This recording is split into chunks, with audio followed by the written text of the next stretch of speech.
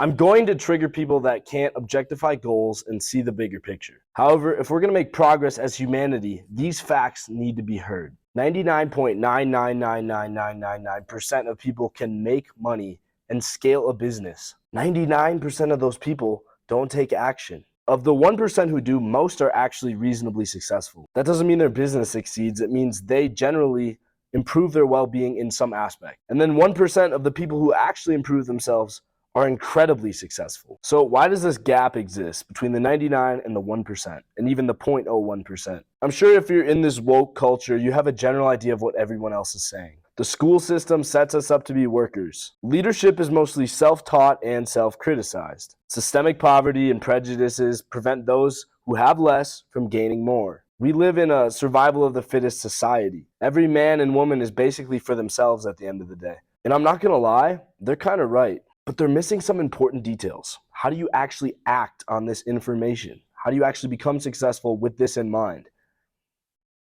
And it all comes from answering the question correctly. What is success?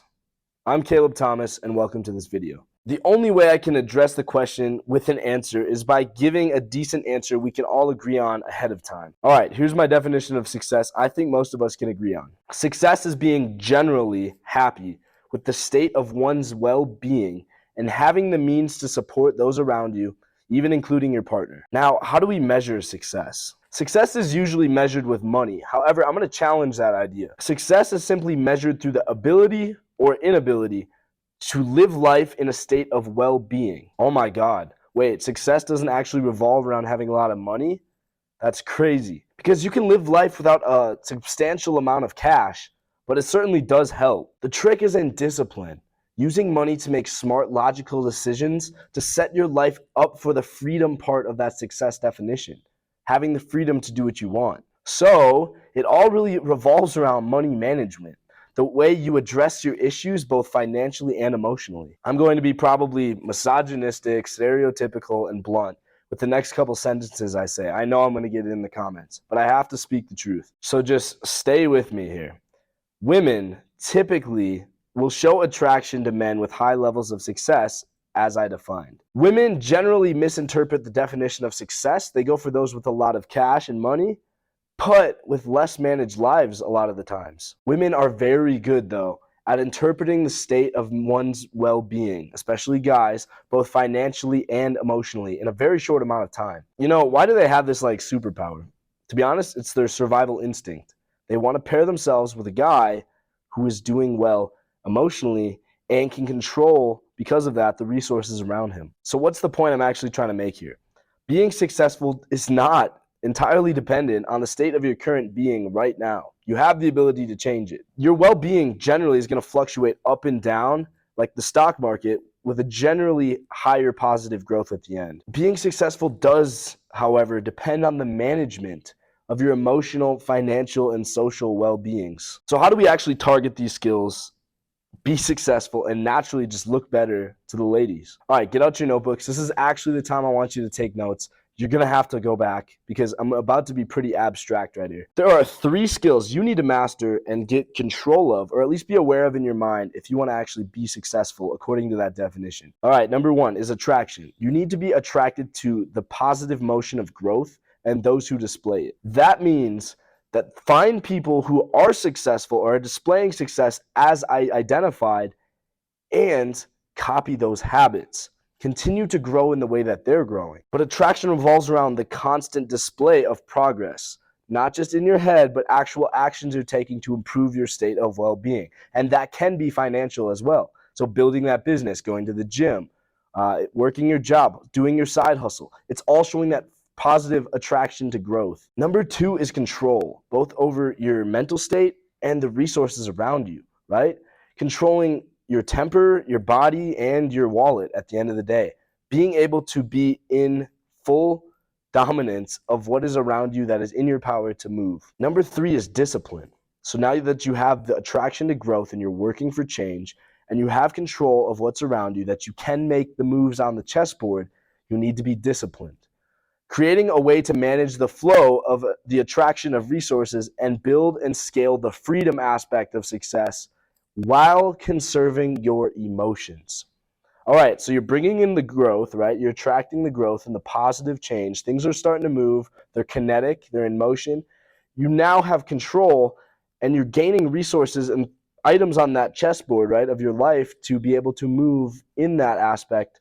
But now that, let's say, you're starting to see the success come in, that's the key, is discipline. Do your money and financial resources all go to waste, or do you manage them smart and do you maintain control over them? Having the discipline will lead you to make those right decisions and see at the end of the day if you have money in the bank or if you lose in this life game of Monopoly. So let's get into how this actually works with women. Remember these three statements, and there's probably a lot more facts you can interpret out of these, but I'm just going to be as honest and quick as I can. If a woman or partner is initially attracted to the current state of the three skills, right? You have attraction, you have control, and you have discipline. And this happens to decline, right? You're attracting less growth, you're not working as hard, right? And that's declining. You're going to lose the girl 99 out of 100 times. She's going to say something like, well, I feel like he just isn't as disciplined or as hardworking as he used to be.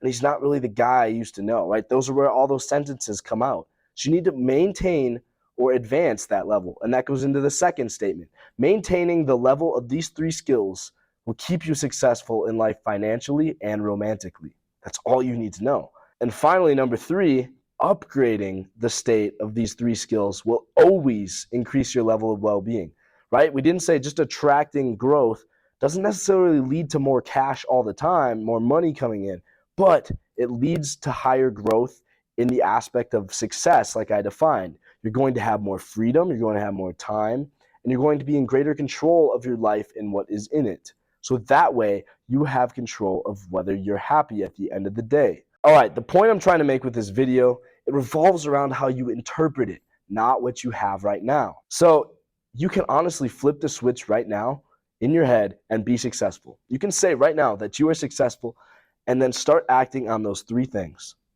Start working to attract growth, whatever that may be. That could be saving money, right? That could be just spending your paycheck wiser. That could be increasing your income a lot of times, starting a business or working with people. That revolves around control over the resources you have. So maybe managing your finances better, going and talking and journaling, right, to get those emotions out. So that way you are in control of your physical well-being as well as your resources. And then having the discipline to actually create a plan and stick to it. And the discipline to continue both of those other two. If you just change your mind and you think about these three things and say, where in my life do I not have control? Am I not disciplined? Am I not attracting more growth or have just become stagnant? If you ask that question, you will start making things happen. You will start being in motion and you will join the 1% who are successful. That's it. That's really it. Asking the questions, not to anyone else, how do I be successful on Reddit or whatever? Ask yourself, what do I want to do? I can be successful with my current job, or I can quit it, start a business. If I am in control of that, I am successful. Once you start to make those changes that revolve around those three areas, people around you will start to notice you. And that means you're probably doing something right, because the 1% will constantly be looked on by the 99%. And they will constantly wonder how you are making this change happen, and you will know why.